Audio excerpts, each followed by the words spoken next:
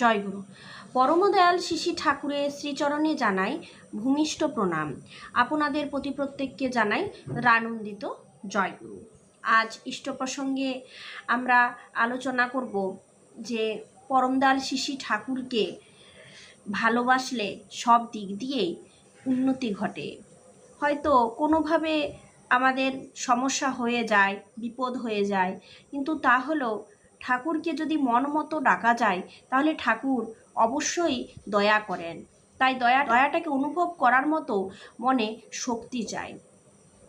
তাই দয়াটাকে অনুভব করার জন্য তার সাথে ট্রানজ্যাকশন আমাদের রাখতেই হবে।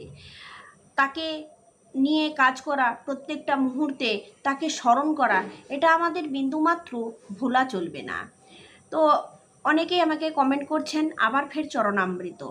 তো আজকে একটু চরণামৃত নিয়ে বলবো, তারপর আমরা আমাদের বিষয় নিয়ে আলোচনা করব। আমরা যখন ঠাকুরের দীক্ষা নিয়েছি, ইষ্টভীতি করছি, আমাদের চেষ্টা করতে হবে যাতে করে আমরা পরমদয়াল শিশি ঠাকুরকে আমাদের মনের মধ্যে জাগিয়ে রাখতে পারি। ভালোভাবে নাম ধ্যান করা, এটা কিন্তু দীক্ষা নেওয়ার পর আমাদের করতেই হবে। এই চঞ্চল মস্তিষ্কের জন্যে আমরা ঠিক সময়ে সিদ্ধান্ত নিতে পারি না। তাই নাম ধ্যান যদি আমরা ঠিক মতো করি তাহলে সত্যি সত্যি আমাদের মন সদাই জাগ্রত থাকে আর আমাদের সব সময় চেতনা থাকে। তার জন্য নাম ধ্যান খুব ভালো মতো করা দরকার। এক দাদা পরমদয়াল শিশি ঠাকুরকে এসে বলছেন যে ঠাকুর, আমার খুব ভয় হয়, কেউ যদি আমার ক্ষতি করে দেয়। তখন শিশি ঠাকুর বলছেন যে নামটাম করিস না, নামটাম করে জল খাস। ঠাকুরের চরণামৃত, এই নামটাম করে জল খাওয়া হচ্ছে চরণামৃত। ভালোভাবে নাম ধ্যান করলে এবং চরণামৃত করলে কেউ ক্ষতি করতে পারে না। কিভাবে আমাদেরকে এই চরণামৃত তৈরি করতে হবে? পরমদয়াল শিশি ঠাকুরকে রোজ ইষ্টভীতি নিবেদন করেন। তো ইষ্টভীতি নিবেদন করবার সময় ফুল এবং জল নিবেদন করতে হবে। ভক্তি ভরে নিষ্ঠা সহকারে ফুল জল নিবেদন করবার সময় ঠাকুরের নাম ধ্যান করতে হবে। ইষ্টভীতি নিবেদন করার পর ভালোভাবে নাম ধ্যান করুন এবং ফুল আর একটু জল নিয়ে নাম ধ্যান করুন ভালোভাবে, এবং সেই জলটা ইষ্টভীতি করার পর খেয়ে নেন। এবং এই শুধু যে আপনি খাবেন তা নয়, আপনি কিন্তু বাড়ির পরিবারের অন্য লোককেও দিতে পারেন, পরিবারের সকলকে দিতে পারেন। এই চরণামৃত আপনি পরিবারের সকলকে দিতে পারেন। দেখুন, আমরা অনেকেই এমনি দীক্ষা নিয়েছি, অনেকেরই স্বস্ত্যয়নী হয়নি।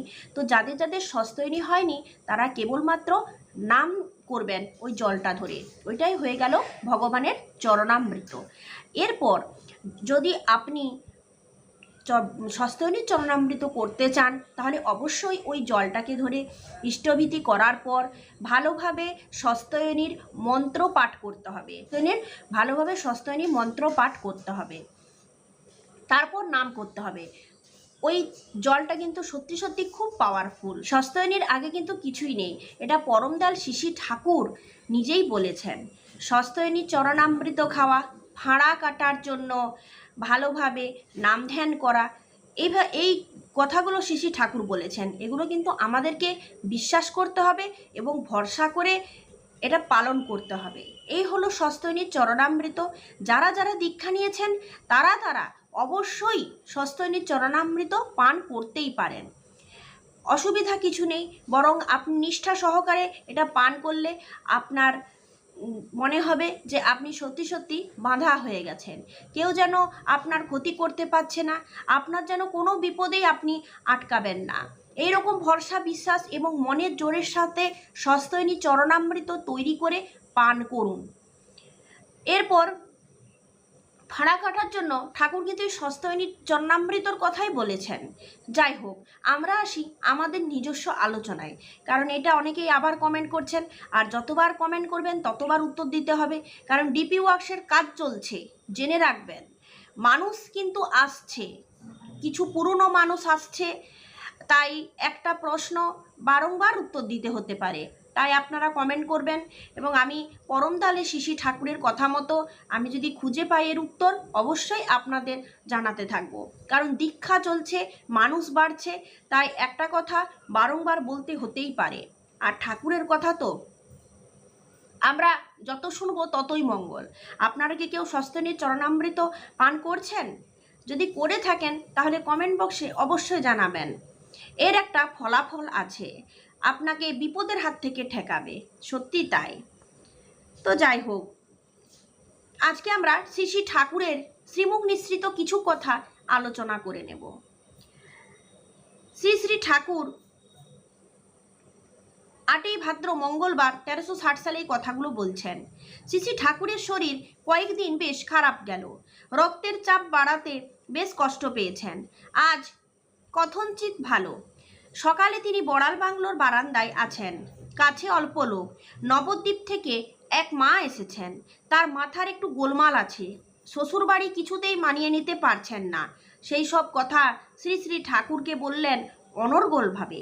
ঠাকুর বলছেন, দেখ, আমি যদি তুই হতাম তাহলে এমন করতাম যে সমস্ত মানুষ এসে আমার পায়ে মা মা বলে লুটিয়ে পড়ে। মনে রেখো, ভগবান আছেন, কেবল আমি করো না, তুমি করো। উক্ত মা অপরের দোষ দেখার আগে নিজে ঠিক হয়ে চলো, এই প্রবৃত্তিটাই আমাদের সংসারে বেশিরভাগ দেখা দেয়। আমরা অপরের দোষটাকে খুব বেশিভাবে হাইলাইট করতে থাকি সব সময়, নিজের যে সংশোধনেরও দরকার আছে সেই কথা ভাবি না। আর যখনই এই কথা বেশি হাইলাইট করি যে অপরের দোষ আছে, তখনই কিন্তু অ্যাকচুয়াল আমার ভুলটাই ধরা পড়ে, যদিও আমার দেখার ক্ষমতা নেই, তার জন্যই অপরেরটা বেশি দেখি। উক্ত মা বলছেন, লোকে আমাকে পাগল বলে, কেউ আমাকে বিশ্বাস করে না। শ্রী শ্রী ঠাকুর বলছেন, এমনভাবে চলো যাতে তারা তোমাকে তেমন কথা বলতে না পারে। মানুষের সাথে মিষ্টি কথা বলো, সদ্ব্যবহার করো। কেউ তোমার সাথে খারাপ ব্যবহার করলেও তুমি ভালো ব্যবহার করো। এই যা বললাম, আসল কথাই বললাম, করে দেখো কি হয়। লাখ লোকই তোমাকে খারাপ বলুক না কেন, তুমি তা গ্রাহ্যই করো না। উক্ত মা বললেন, আমি ঠাকুরের শিষ্য বলে শ্বশুরবাড়ির লোক খুব খোঁটা দেয়। শ্রী শ্রী ঠাকুর বলছেন, শিষ্য মানে জানিস তো, শিষ্য মানে যে অনুশাসিত হয়। মাটি শ্রী শ্রী ঠাকুরের কথা শোনার অপেক্ষা নাক থেকে ক্রমাগত নানা কষ্টের কথা বলেই যাচ্ছেন, আর শ্বশুরবাড়ির লোকেদের নিন্দা করছেন। শ্রী শ্রী ঠাকুর বলছেন, তুমি এত কথা বলছো, কিন্তু আমি যা বলছি তা তুমি শুনছই না। একটু পরে মাটির দিকে তাকিয়ে মুচকি হেসে বললেন, সম্বিত মানে জানিস তো, সম্বিত মানে সম্যক রূপে জানা, আর সন্ধি মানে অনুসন্ধান করা, মিলন ঘটানো, অনুসন্ধান দ্বারা মিলন ঘটানো। উক্ত মা বললেন, তাহলে আমি এখন কি করব, কোথায় গিয়ে থাকবো? ঠাকুর বলছেন, শ্বশুরবাড়ি গিয়েই থাকো, শ্বশুরে সম্রাজ্ঞী ভব, শাস্ত্রে আছে এই কথা। যেখানে যে ব্যবহারের ভিতর দিয়ে শ্বশুরবাড়ি, সেখানে গিয়ে ব্যবহার দিয়ে শ্বশুরবাড়িকে জয় করো। উক্ত মা বলছেন, আমার স্বামী কি আমাকে ভালোবাসতে পারবে? যদি না পারে তাহলে আমি কি করব? শ্রী শ্রী ঠাকুর বলছেন, তুমি আমার থাকো বা না থাকো, আমি তোমার আছি, এই রকম ভাব। লাখবার বলো, আমি তোমার, আমি তোমার, আমি তোমার। ঠাকুর তোমার স্বামীর বুকের মধ্যে আছে, তাকে সেবা সম্বর্ধনায় তুমি বাড়িয়ে তোলো। তাকে বলবে, তুমি মেয়ে মুখ হইও না, মা বাবাকে ভক্তি সহকারে যেমনটি সেবা করবার দরকার তা করবে। তুমি কখনো মুখর হইও না, অল্পভাষী হও, স্মিতভাষী হও, মুখখানি সবসময় হাসি হাসি রাখবে। তোমার ওই দুর্গা মূর্তি দেখে সবাই যেন তোমাকে ভালোবাসে, শ্রদ্ধা করে। নারীর কিন্তু কোনো রকম ঔদ্ধত্য ভাব থাকবে না। উক্ত মা বলছেন, আমার শ্বশুর একটু ধর্মপরায়ণ, কিন্তু তার ছেলে যে মোটেই ধর্মভাব নেই। শ্রী শ্রী ঠাকুর বলছেন, সে ধর্মভাবে চলুক আর নাই চলুক, তোমার চরিত্র এমন সুন্দর, সেবাপটু, আকর্ষণীয় হওয়া চাই যে বেশি ধর্মকথা না বললেও সকলে যেন তোমাকে ধর্মপরায়ণা বলে ভাবতে পারে। যেমনভাবে বললাম তেমনিভাবে চলিস। ছেলেপিলে রসগোল্লা পেয়ে যেমন আনন্দ করে, তারাও বৌমা বলতে যেন তেমন আনন্দ পায়। সব সময় মানুষের ভিতরের ভালোটাকে উস্কে দিয়ে খারাপটাকে দূর করবি। চরিত্র এমন করে ফেলবি যে পাথর চাপা দিলে বা মারধর করলেও তোকে গলাতে না পারে। ভালোবাসা থাকলে মারধর করতেই পারবে না। উক্ত মা বললেন, এখন কি তাহলে শ্বশুরবাড়ি যেই থাকবো? শ্রী শ্রী ঠাকুর বলছেন, ওই যে এতক্ষণ ধরে তাই তো বলেম, সেখানে যাও, শ্বশুরের সম্রাজ্ঞী ভব। আয় ব্যয় সব দিক দিয়ে তাদের যাতে উপযোগী করে তুলতে পারো তার চেষ্টা করো। কত অল্পে কত বেশির খরচ চালাতে পারো দেখবে।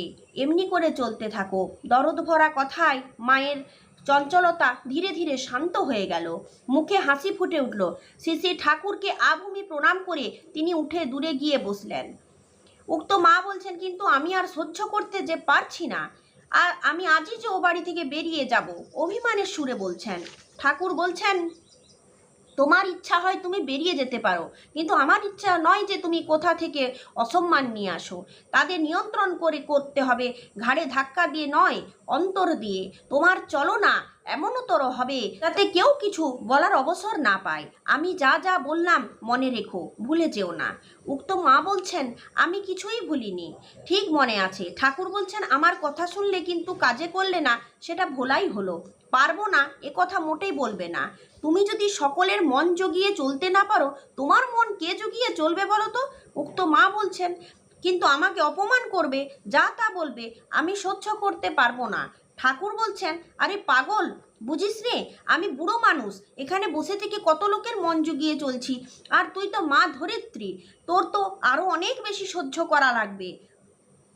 এরকমভাবে শ্রী শ্রী ঠাকুর ওই মাকে একরকম বুঝিয়েই চলেছেন। আর ওই মায়ের মতো আমরা হয়েছি, তবুও তো ওই মা শান্তভাবে ঠাকুরের কথা নিচ্ছেন। আর এখনকার যা যুগ হয়েছে, তাতে করে আমাদেরকে কেউ কিছু বলে দিলে আমরা তার সেবা করা তো দূর, আমরা সেই ঘর থেকে ছেড়ে পালিয়ে গেলে রক্ষা পাই, কিংবা আমি আমার দেমাগ তাকে দেখাবো, এরকম ভাবনা এই যুগে। আমরা ঠাকুরের কথা নিই না, কিন্তু ঠাকুরের কথা যদি নিতাম তাহলে আজকে আমাদের এই পরিস্থিতি হতো না। তো যাই হোক, আমি যদি এই অবস্থায় থাকতাম, আমার যদি এই অবস্থা এখন হয়, আর আমার জায়গায় যদি ঠাকুর থাকতেন, তাহলে উনি কি করতেন? এইরকমভাবে তিনি আচরণ করতেন।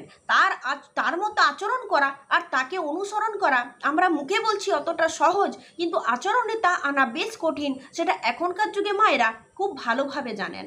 তাই শ্বশুর বাড়িতে গিয়ে সবসময় দোষ দেখিয়ে উল্টোপাল্টা বাজে মনোভাব নিয়ে অভ্যাসকে খারাপ করলে চলে না। আমরা মা, আমরা ধরিত্রী। ঠাকুর এইভাবে বলছেন, তুই মা, তুই তো ধরিত্রী, তুই অনেক কিছু পারিস, তাই পারবো না, হবে না, এইরকম বলে অভিমান নিয়ে একরকমভাবে নিজেকে লাগিয়ে রাখলে চলবে না। আমাদের অভ্যাস আচরণ সব কিছু তার মতো হওয়া লাগে, তবেই আমরা নিজেদেরকে ঠাকুরের বলবো। আর যদি ঠাকুরের আমি, অথচ তার আচরণটা ঠাকুরের থেকে উল্টো করলাম, তাহলে লোকেই আমাকে কিন্তু বলবে যে সত্যি এ ঠাকুরের নামে বেকার। তো যাই হোক, আপনারাও কিন্তু এইরকম অবস্থায় পড়লে এইরকম আচরণই করবেন। ভালো থাকুন, সুস্থ থাকুন। ঠাকুরের শ্রী শ্রী ঠাকুরের মুহুনিসৃত আরও বিভিন্ন কথা আপনাদের সামনে নেক্সটে আলোচনা করব। জয় গুরু।